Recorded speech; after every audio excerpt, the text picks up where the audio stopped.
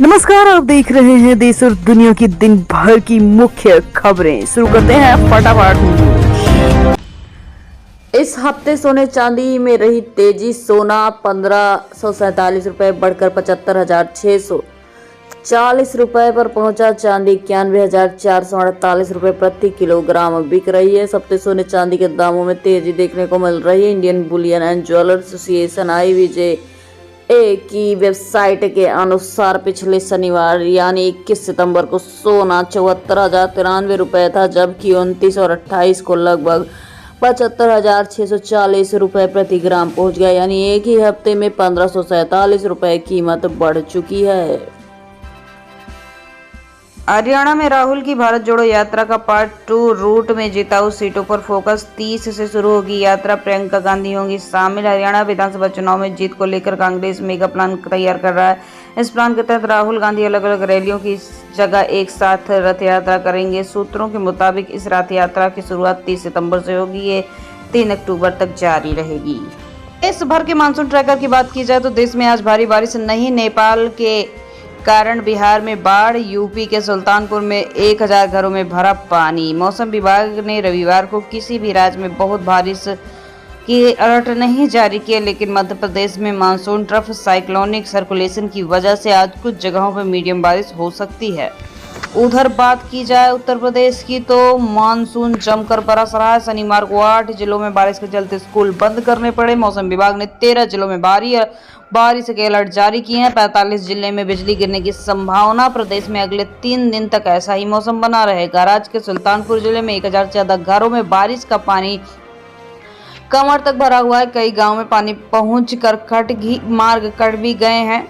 मैनपुरी में Kanpur highway NH 34 में पहले ही बरसात में धंस जा चुका है। दीवार की प्लेट अपनी को खांचों में निकाल कर बिखर गई हैं। वहीं बिहार में नेपाल के कारण हालत खराब है। नेपाल में भारी बारिश से बाढ़ आई है।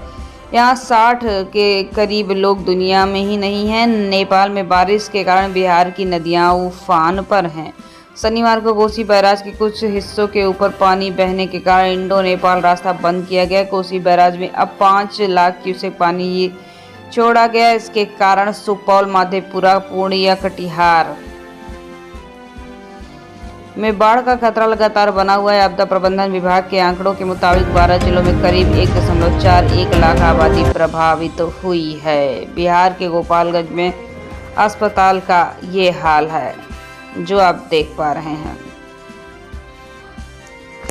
तमिलनाडु में 2 दिन तक भारी बारिश की संभावना जताई जा रही है।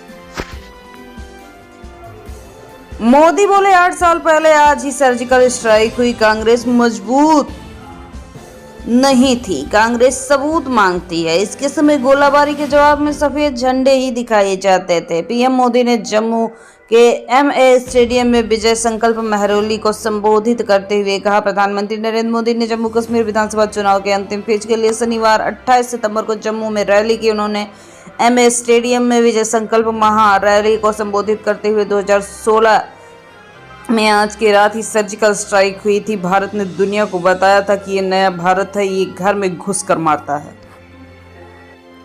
हरियाणा पहुंचे CM योगी बोले अब मौलवी भी राम राम कहते हैं। राम मंदिर बना, अब कृष्ण मंदिर की बारी है। बीजेपी मजबूत तो हरे राम हरे कृष्णा ही गूंजेगा।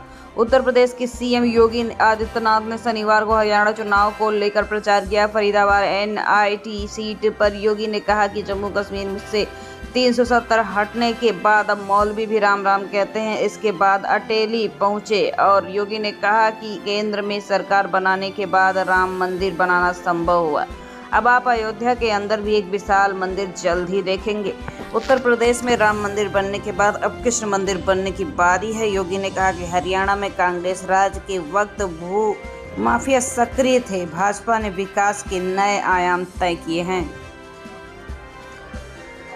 राहुल के राम मंदिर में नाच गाना वाले बयान से संत नाराज। मुख्य पुजारी बोले जागी रही भावना जैसी।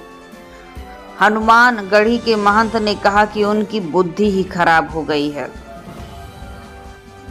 बेंगलुरु कोर्ट का निर्मला सीतारमण के खिलाफ एफआईआर का आदेश। इलेक्टोरल बॉन्ड के जरिए जबरन वसूली का आरोप। कर्नाटक सीएम ने इस्तीफा मांगा। निर्मला सीतारमण 31 मई 2019 को 8वीं वित्त मंत्री बनाई गई थी। मोदी सरकार के तीसरे कार्यकाल में भी उन्हें वित्त मंत्री बनाया गया। बेंगलुरु की स्पेशल कोर्ट ने 24 सितंबर को वित्त मंत्री निर्मला सीतारमण के खिलाफ एफआईआर दर्ज करने का आदेश दिया है। वित्त मंत्री पर इलेक्टोरल बॉन्ड के जरिए जबरन वसूली का आरोप लगाया गया है। एयर इंडिया फ्लाइट के खाने में कॉकरोच। मां बेटे को फूड पॉइजनिंग हुई। पीड़ित बोली, एयर इंडिया में सफर करने में डर लग रहा है। ये वाकया दिल्ली से न्यूयॉर्क जा रही एयर इंडिया की फ्लाइट में हुआ है। दिल्ली से न्यूयॉर्क जा रही एयर इंडिया की फ्लाइट के नाश्ते में कॉकरोच मिला। घटना 17 सितंबर की है। एक महिला ने इंस्टाग्राम पर पोस्ट करके मामले की जानकारी दी।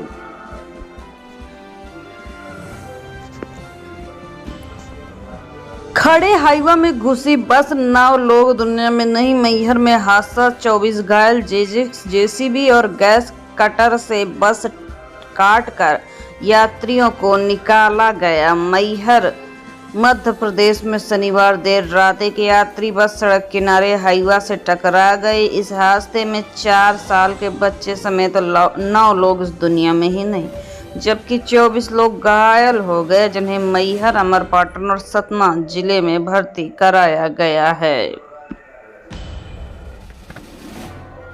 स्टालिन के बेटे उदयनिधि तमिलनाडु के डिप्टी सीएम होंगे। आज राजभवन में शपथ लेंगे। पिछले साल सनातन धर्म को डेंगू मलेरिया बताया था। महबूबा मुफ्ती ने हिजबुल्लाह चीफ को शहीद बताया। बोले, हम लेबनान और फिलिस्तीन के साथ, उनके समर्थन में कल प्रचार नहीं करूंगी। हिजबुल्लाह चीफ नसरल्लाह के समर्थन में जम्मू कश्मीर के बड़गाम में लोगों ने शनिवार को रैली निकाली।